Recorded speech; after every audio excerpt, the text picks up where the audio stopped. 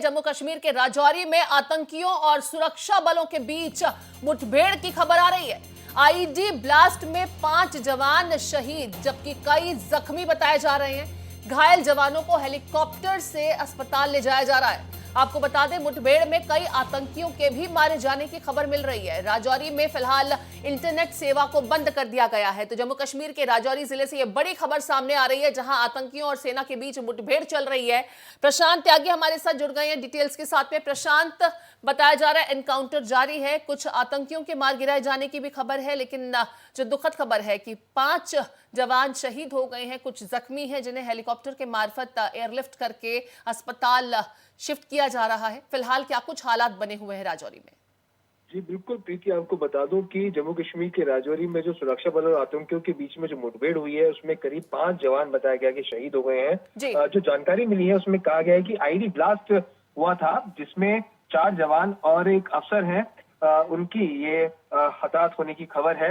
और साथ ही साथ दिल्ली से माफ कीजिएगा राजौरी से इनको एयरलिफ्ट किया गया है और पूरे इलाके में जो नेटवर्क सिग्नल्स होते हैं उसको जाम कर दिया गया है। धारा 144 लागू कर दी गई है। साथ ही साथ जो इनपुट मिला था दरअसल इंटेलिजेंस को वो ये था कि उस पूरे इलाके में 2 से 3 आतंकियों की छिपे होने की खबर मिली थी, जिसके बाद से लगातार सुबह से ही वहां पर जब छानबीन जवानों द्वारा की जा रही थी तो उसी दौरान ये घटना गर्म हुआ है। और अभी भी कहा जा रहा है कि जो तहकीकात है या फिर जो कार्रवाई है वो की जा रही है। लगातार मुठभेड़ अभी भी जारी है और ऐसी भी इनपुट्स है कि अभी भी जो 2 से 3 आतंकियों की जो खबर मिली थी, शायद उससे ज्यादा आतंकी भी हो सकते हैं। लगातार तलाशी अभियान जो है वो चलाया जा रहा है और लगातार जो भारतीय सेना के जवान हैं उनकी और आतंकियों की मुठभेड़ जारी है। ये बड़ी जानकारी प्रशांत दे रहे हैं। पहले इनपुट था 2 से 3 आतंकियों का, लेकिन आशंका जताई जा रही है कि इस इलाके में कुछ और आतंकी हो सकते हैं। सर्च ऑपरेशन जारी है, एनकाउंटर अभी चल रहा है, खत्म नहीं हुआ है ये ऑपरेशन। लेकिन दुखद खबर ये कि हमारी सेना के 5 जवान जिसमें एक अफसर भी शामिल हैं वो शहीद हो गए हैं। कुछ जख्मी हैं जिन्हें अस्पताल शिफ्ट किया गया है हेलीकॉप्टर के मार्फत एयरलिफ्ट करके। लेकिन यहाँ पर प्रशांत एक सवाल, बीते दिनों पुंछ में भी इसी तरीके से आईडी के जरिए सेना के काफिले को टारगेट किया गया था जिसमें 5 जवान शहीद हो गए थे। एक बार फिर से आईडी का जिक्र आपने किया कि आईडी के जरिए धमाका किया गया, यानी कि सेना को टारगेट किया गया, सेना की मूवमेंट की जानकारी रही होगी, जिसके बाद काउंटर ऑपरेशन लगातार अभी भी राजौरी में जारी है। आखिर इंटेलिजेंस फेलियर कहां रह जाता है और इस घटना की और डिटेल्स किस तरीके से, क्या कॉन्वॉय पहले से शेड्यूल था इनका मूवमेंट होना या कोई गाड़ी जानी थी, नॉर्मल डेली रूटीन में इनकी मूवमेंट रहती थी जिसे टारगेट किया गया, इसके बारे में कुछ और डिटेल्स मिल पाएंगे क्या?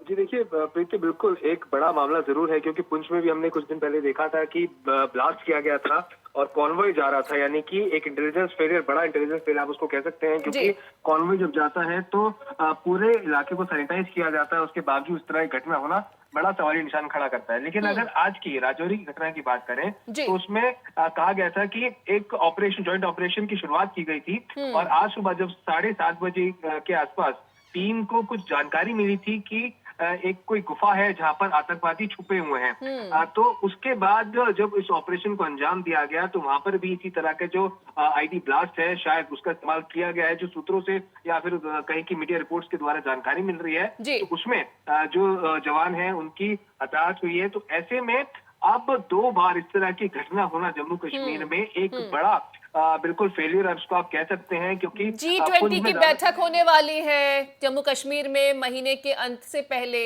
और ऐसे में इस तरह के इनपुट्स मिलना जिसके ऊपर एक्शन लिया जाता है, उस बीच आतंकी अपने मंसूबों को अंजाम दे देते हैं। सिक्योरिटी के लिहाज से ये बहुत बड़ा फेलियर माना जा सकता है प्रशांत।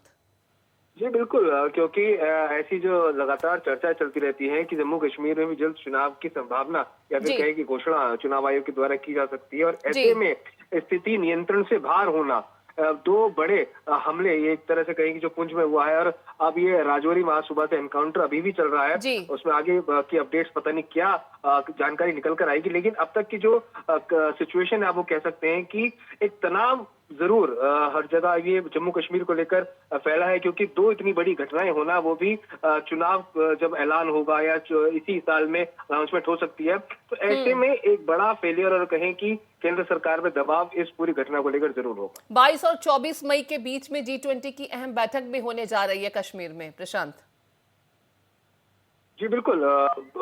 जो 22 मई और 24 मई के दौरान 2 दिवसीय, माफ कीजिएगा 3 दिवसीय जो ये G20 की बैठक होगी, महत्वपूर्ण अब ये एंगल निकाला जाए, अगर देखा जाए तो ऐसे में उस बैठक से ये 2 बड़े हमले होना, तो लगातार अब दबाव ज्यादा बढ़ेगा, क्योंकि G20 में पूरे अंतर्राष्ट्रीय स्तर पर इसकी जो मॉनिटरिंग है वो की जाती है, मैसेजिंग जाती है, एक मैसेज देने की कोशिश की जाती है। अब ऐसे में ये स्थिति बनना तो एक जरूर यहाँ पर केंद्र सरकार के लिए सिरदर्द जरूर होगा, और कोशिश की जाएगी जल्द से जल्द उस पूरे इलाके को सैनिटाइज किया जाए और सर्च ऑपरेशन को ज्यादा बढ़ाया जाए, कि आगे जब 3 दिवसीय जो G20 की बैठक होगी उसके आसपास कोई इस तरह की घटना ना देखने को मिले। चलिए, तमाम अपडेट्स के लिए आपका शुक्रिया। नजर बनाए रखिए, आगे भी आपसे पल पल की जानकारी लेते रहेंगे। तो प्रशांत त्यागी हमें बता रहे थे किस तरीके से राजौरी में आईडी धमाके के बाद सेना के एक काफिले को टारगेट किया गया, जिसमें 5 जवान, जिसमें एक अफसर भी शामिल हैं, वो शहीद हो गए हैं।